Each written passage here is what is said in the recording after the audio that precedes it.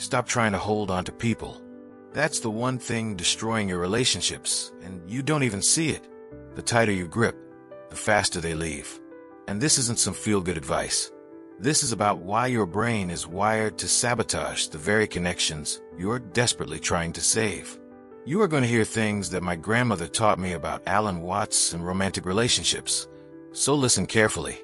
Alan Watts spent decades studying human suffering, and he kept coming back to one core problem. We don't know how to love without strangling what we love. We confuse attachment with love. We think needing someone means caring about them. And that confusion, it's the reason you're exhausted, anxious, and watching your relationships fall apart in slow motion. Today we're going into the actual mechanics of why clinging destroys relationships. Not the surface level. Just let go. Advice you've heard 1,000 times. We're talking about the psychological traps your mind sets for you, the exact patterns that keep you stuck, and what healthy detachment actually looks like when you're dealing with real human beings who matter to you. Here's what's probably happening in your life right now. You're in a relationship, and there's this constant background noise of worry. Where are they? Who are they with? Why haven't they texted back? You check your phone obsessively. You analyze every word they say for hidden meanings. You need reassurance, constantly, that they still care. Or maybe you're single, and you can't figure out why every relationship ends the same way. Things start great. Then you start getting anxious. You need more time with them, more commitment, more proof they're not going anywhere. And somehow, that's exactly when they start pulling away. Or you're a parent watching your kids grow distant. You did everything for them. You sacrificed. You were there for every moment. And now they barely call. They're making choices you don't agree with. And you feel this panic that you're losing them. All of these situations have the same root cause. You're experiencing what's called the backwards law. The more you try to secure something, the more it slips through your fingers. The harder you work to prevent loss, the faster loss arrives. And the reason this keeps happening isn't because you're broken or damaged. It's because nobody taught you the difference between love and fear, between connection and control, between being present with someone and trying to own them. Most people go their entire lives never understanding this distinction. They just keep repeating the same patterns, wondering why relationships feel so exhausting, why intimacy feels so fragile, why love always seems to come with this undertow of anxiety and dread. Let's start with what attachment actually is. Not the psychological definition, the lived experience of it. Attachment is when your peace of mind depends on another person's behavior, when their mood controls your mood, when their choices feel like threats to your existence, when the thought of them leaving creates a physical sensation in your chest that feels like drowning. That's not love. That's survival instinct pointing at the wrong target. Your brain evolved to attach to caregivers because actual survival depended on it. A baby who doesn't attach to parents dies. That attachment system saved your life when you were helpless. But now you're an adult, and that same system is firing off in romantic relationships, in friendships, with your grown children. And it's creating false emergencies everywhere. What's understood something crucial about this? He said we suffer because we treat people like possessions. We don't actually say, "I possess you" out loud. But listen to the language we use. My partner. My person. They're mine. And underneath that language is a belief system that goes like this. If I can just secure this person, if I can just make them need me enough, if I can just prove I'm irreplaceable, then I'll be safe. Then I'll be happy. Then this gnawing anxiety will finally stop. But it never stops. Because you're trying to solve an internal problem with an external solution. Here's what that looks like in practice. You're in bed next to someone you love. They're right there. But you're not experiencing them. You're not present with the actual human being lying next to you. Instead, you're in your head running simulations. What if they leave? What if they're thinking about someone else? What if this ends? You're so busy trying to secure the future that you're not even inhabiting the present. And the tragedy is the present moment, the actual connection available to you right now. That's the only place love actually exists. Watts talked about this constantly. He'd say we're always grasping for the next moment, the next guarantee, the next proof of permanence. And in that grasping, we miss the only moment that's real. Now let's talk about what this grasping actually does to relationships, because it's not neutral. It has specific, predictable effects. First, it creates obligation. When you need someone, when your well-being depends on their presence, you turn them into your emotional life support system. That's not a partnership. That's a hostage situation. And on some level, both people feel it. The person being clung to feels the weight of your need. They feel responsible for your happiness. They feel guilty when they want space. They feel trapped by your dependency, even if they care about you. And that feeling of being trapped, it kills attraction. It kills desire. It turns love into duty. Second, attachment destroys spontaneity. Real intimacy requires freedom. It requires the ability to be yourself without calculation, without performing, without managing another person's emotional state. But when you're attached, every interaction becomes strategic. You're not expressing yourself. You're managing outcomes. You're trying to say the right thing, do the right thing, be the right thing to keep them from leaving. And people feel that. They feel when you're not being real. They feel the performance. And it creates distance even when you're trying to create closeness. Third, attachment makes you interpret everything as threat. They want to go out with friends? Threat. They're quiet today? Threat. They're interested in a hobby that doesn't include you? Threat. You're constantly in a defensive crouch, reading danger into neutral situations, creating problems that don't exist. And here's the cruel irony. The behavior that attachment drives, the checking, the reassurance seeking, the subtle control, that behavior actually creates the outcome you're trying to prevent. It pushes people away. It makes them want distance. It confirms your worst fears through a self-fulfilling prophecy. So what's the alternative? What is what's mean by detachment? This is where people get confused. They think detachment means not caring, becoming cold, protecting yourself by not investing. That's not detachment. That's just another form of fear. Real detachment, in Watt's framework, means loving without conditions. It means being fully present with someone without needing them to be different than they are, without needing the relationship to last forever, without needing guarantees about the future. It's the difference between saying, I love you and I need you to stay, and I love you and I'm grateful for this moment we're sharing right now. One creates pressure, the other creates space. One demands permanence, the other honors impermanence. One tries to stop time, the other flows with it. Watts would point out that impermanence isn't the problem. Impermanence is just reality. Everything changes. Everyone leaves eventually, through death if nothing else. Fighting impermanence is like fighting gravity. You can't win, and the fight itself creates all your suffering. But if you can accept impermanence, if you can be with someone knowing that nothing lasts, something shifts. The relationship stops being about securing the future. It becomes about experiencing the present. And paradoxically, that's when relationships actually work. That's when connection deepens. Because you're not performing anymore. You're not managing. You're not strategizing. You're just there. Actually there. With another actual human being. Now let's get practical. Because understanding this conceptually is one thing. Living it is something else entirely. If you're in a relationship right now that feels suffocating, whether you're the one suffocating or being suffocated, here's what's actually happening underneath the surface. There's a contract that was never spoken out loud. The contract says, you're responsible for my emotional state, and I'm responsible for yours. That contract seems loving. It seems like what commitment means. But it's poison, because it makes both people responsible for something they can't control.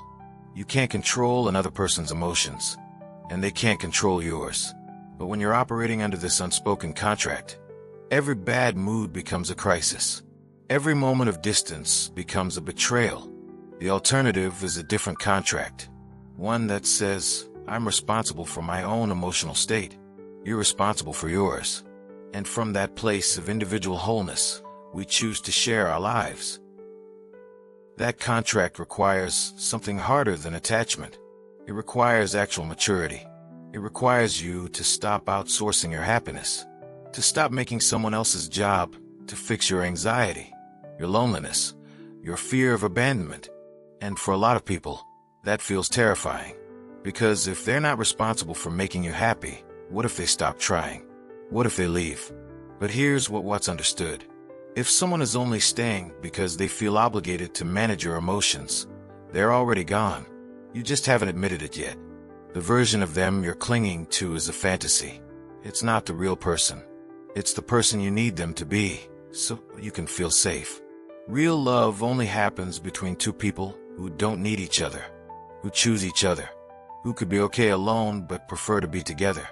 That's the only kind of love that isn't built on fear. Now, if you're a parent dealing with adult children who have pulled away, this applies to you in a specific way. You spent decades building an identity around being needed. You were the solution to every problem, the answer to every question, the center of their universe. And then they grew up, and they stopped needing you in that way. And it feels like rejection. It feels like failure. Like all those years of sacrifice meant nothing. But what if it's not rejection? What if it's exactly what was supposed to happen? What if the entire point of parenting is to raise someone who doesn't need you? Someone who can stand on their own? The attachment you're feeling, the hurt when they don't call, the resentment when they make choices you disagree with. That's not love. That's your identity crisis. You defined yourself through being needed, and now you have to figure out who you are when you're not in that role anymore. And the tighter you grip, the more you try to insert yourself into their lives, the more you push them away, because they need space to become themselves. And if you can't give them that space, you're telling them you don't trust them. You don't believe in them. You still see them as children who need managing. The healthier approach: be available without being invasive. Be interested without being controlling. Be supportive without being conditional. Let them know you're there, and then let them come to you on their terms. That requires you to build a life that doesn't revolve around them, to find meaning and purpose and identity outside of the parent role. And that's hard work, but it's necessary work, because clinging to them stunts both of you. For those of you who are single and recognizing these patterns, you're actually in the best position, because you can do the internal work before the next relationship starts. You can break the cycle before it repeats. Here's what that work looks like. You have to get comfortable being alone, not as a temporary state while you wait for the next relationship, but as a complete state in itself. You have to build a life where you're genuinely okay without a partner, where your happiness doesn't depend on someone else showing up. Most people skip this step. They go from relationship to relationship, always defining themselves through another person. And every relationship fails for the same reasons, because they never address the root cause. They never learn to be whole on their own. Watts talks about this in terms of the ego. The ego is always trying to complete itself through external things, through achievement, through possessions, through other people. But the ego can never be completed that way because it's based on a false premise. The premise that you're separate and incomplete. The truth, in Watts' view, is that you're already whole. You're already complete, not as an ego, but as an expression of something larger. And when you see that, when you actually experience that, the desperate grasping stops, because there's nothing missing. Now, that might sound too abstract, too philosophical. So let's bring it down to earth. What does it actually feel like to practice healthy detachment in a real relationship? It feels like being able to say, "I love you," without needing to hear it back in that exact moment. It feels like enjoying time together without immediately worrying about when you'll see them next. It feels like having your own interests, your own friends, your own life, and not seeing that as a threat to the relationship, but as what makes the relationship rich. It feels like being able to sit with uncertainty, not knowing exactly how someone feels, not knowing exactly where things are going, and being okay with that. Not because you don't care, but because you trust yourself to handle whatever happens. It feels like not checking their social media obsessively, not needing to know where they are every moment, not requiring constant reassurance, not because you're detached in a cold way, but because you're secure in yourself. And here's what's wild. When you operate from that place, relationships get better. People feel the difference. They feel the freedom you're giving them. And that freedom makes them want to be closer, not further away. Because everyone is tired of relationships that feel like prisons. Everyone is tired of being managed, monitored, controlled. Everyone wants to be loved for who they actually are, not for who they're performing to be. But you can't give that kind of love if you're operating from attachment. You can only give it from detachment, from a place where you're whole in yourself. Now let's address the fear that comes up when people hear this. The fear is, if I stop needing them, if I stop trying to hold on, they'll leave. And maybe they will, because maybe the relationship was only held together by need, by obligation, by guilt. And if that's the case, it was already over. You just couldn't see it yet. But more likely, when you stop clinging, one of two things happens. Either the relationship deepens in a way you didn't know was possible, or you realize the relationship wasn't serving either person, and you're both able to move on without the usual trauma and drama. Both of those outcomes are better than staying in a relationship built on fear and dependency. Both of those outcomes allow you to grow instead of staying stuck. Watts has this idea he calls the wisdom of insecurity. The idea that trying to make life secure is what makes it insecure. Because life isn't secure. Life is change. And when you accept that, when you stop fighting it, you can actually live. The same applies to relationships. Trying to make them permanent, trying to eliminate all risk, trying to secure someone forever. That's what destroys them. Because you're fighting the nature of reality. And that fight takes all your energy and ruins the actual experience of being together. What if you approached relationships like you approach music? You don't listen to a song and panic that it's going to end. You don't try to make the song last forever. You experience it. You're present with it. And when it ends, you're grateful you got to hear it. That doesn't mean you don't care. It means you care in a way that's actually sustainable, in a way that honors both people, in a way that allows the relationship to be what it is instead of what you need it to be. Here's another angle on this. Think about the people in your life you feel most comfortable around, the ones you can just be yourself with. What's different about those relationships? Usually, it's that there's no performance required, no expectations you have to meet, no role you have to play. You can show up exactly as you are, and it's fine. They're not trying to change you. You're not trying to change them. There's just this mutual acceptance. That's what detachment creates. That ease, that freedom. But most people never experience it in romantic relationships because they're too busy trying to secure the other person, too busy performing the role of perfect partner, too busy managing outcomes. And then they wonder why intimate relationships feel so much harder than friendships. It's not because romance is inherently difficult. It's because you're bringing attachment and fear into it. You're making it about your survival when it's actually just about connection. If you could bring the same ease you have with good friends into romantic relationships, everything would change. But that requires letting go of the agenda, letting go of the need to control, letting go of the story that you'll die if this person leaves. You won't die. You'll be sad. You'll grieve. But you'll survive. And knowing that, really knowing that in your bones, changes how you show up. It allows you to be present instead of protective, vulnerable instead of defensive, real instead of strategic. Now, none of this means you don't communicate your needs. It doesn't mean you become some enlightened doormat who accepts whatever scraps of attention someone throws at you.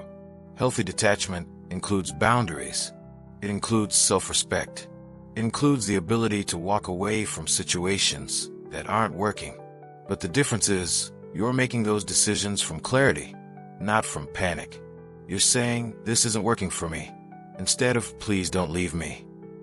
You're honoring yourself, instead of abandoning yourself, to keep someone else. And that's the real test of whether you've moved from attachment to detachment. Can you leave a relationship that isn't serving you? Can you choose yourself even when it's hard? Can you tolerate the discomfort of being alone instead of settling for a connection that requires you to be less than who you are? Most people can't. Most people would rather be in a mediocre relationship than no relationship. They'd rather be needed than be free. They'd rather have the illusion of security than the reality of growth. And that's a choice. But it's a choice that comes with a cost. The cost is you never know who you actually are outside of relationships. You never develop a stable sense of self. You're always being shaped by whoever you're with, always adapting, always performing. What would say that's a kind of death? A death of the self. Not the ego death that leads to awakening, but the slow suffocation of your actual nature under the weight of what other people need you to be. The alternative is to know yourself so deeply that you can be in relationships without losing yourself. To be so clear on your values, your needs, your boundaries that you don't need someone else to define them for you. And when you get there, relationships stop being about completion. They become about sharing. You're not two halves making a whole. You're two whole people choosing to walk the same path for a while. That might sound less romantic than the soulmate narrative, less dramatic than the "you complete me" fantasy. But it's real, and it's sustainable, and it allows for actual intimacy instead of the performance of intimacy. So how do you get there? How do you move from where you are now to that place of healthy detachment? First, you have to notice the attachment. You have to see how it operates in your life. When do you feel anxious in relationships? What triggers that need for reassurance? What stories are you telling yourself about what it means if someone doesn't text back immediately, doesn't want to see you every day, doesn't express love in the exact way you need them to? Just notice it. Don't judge it. Don't try to fix it immediately. Just see it clearly, because you can't change what you can't see. Second, you have to start building a life that isn't centered on another person. What would you do if you knew you were going to be single for the next 5 years? What hobbies would you pursue? What friendships would you invest in? What personal growth would you focus on? Do those things now. Don't wait. Don't make them conditional on being single. Build a life that's full and rich and meaningful on its own, so that a relationship is an addition, not the foundation. Third, practice sitting with discomfort. When you feel that urge to check your phone, to seek reassurance, to control the situation, just sit with it. Feel the anxiety. Don't act on it. Notice that the feeling passes. Notice that you survive it. This is hard. This is the hardest part, because your entire system is screaming that this is an emergency, that you need to do something right now to secure the situation. But it's not an emergency. It's just anxiety. And if you can learn to tolerate it without reacting, you break the cycle. Fourth, get honest about your patterns. Look at your relationship history. What keeps happening? What role do you play? What are you unconsciously creating? Because whatever keeps happening, you're participating in it. And until you see your part, you'll keep repeating it. This isn't about blame. It's about responsibility. You can't control other people, but you can control how you show up. And when you change how you show up, the dynamics change. Fifth, consider working with someone who can help you with this. A therapist, a coach, someone who can see your blind spots and help you navigate the fear that comes up when you start letting go of attachment. Because this work is hard, and doing it alone, without support, makes it harder. Here's the moment of truth. You have to decide whether you want to be right or whether you want to be free. You can keep insisting that real love means needing someone, that commitment means dependency, that caring means controlling. You can keep running the same patterns and wondering why they don't work. You can keep suffering and calling it love. Or you can admit that maybe the way you've been doing relationships isn't working. Maybe the anxiety you feel isn't normal. Maybe there's another way. This is the fork in the road, and nobody can make this choice for you. You have to decide if you're willing to let go of the familiar suffering for the unknown possibility of something better. And it is unknown. You don't know what relationships will look like when you stop clinging. You don't know who you'll be when you're not defined by someone else's presence or absence. That's scary, but it's also the only way forward. Watts talks about the need to die before you die, to let the false self, the ego, the one who's always grasping and controlling, to let that die, so that what you actually are can emerge. That's what this is. You're letting the attached version of yourself die, the one who thinks love is about possession, the one who needs constant proof and reassurance, the one who can't tolerate uncertainty. And in that death, something else becomes possible. A version of you who can love without fear, who can be present without agenda, who can connect without losing yourself.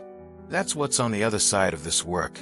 Not perfect relationships, not permanent security, but the ability to be fully alive in whatever relationship you're in, for as long as it lasts, without the constant background noise of anxiety and control.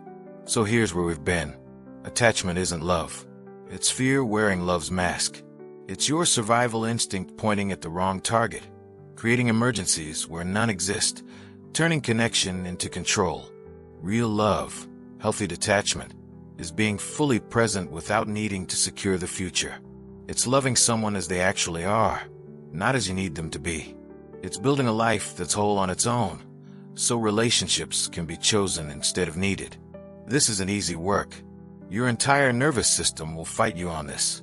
Every pattern you've built, every story you've told yourself about what love means will resist.